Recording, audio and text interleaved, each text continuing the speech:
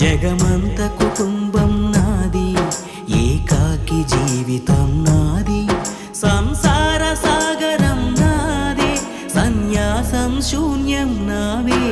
జగమంత కుటుంబం నాది, ఏకాకి జీవితం నాది.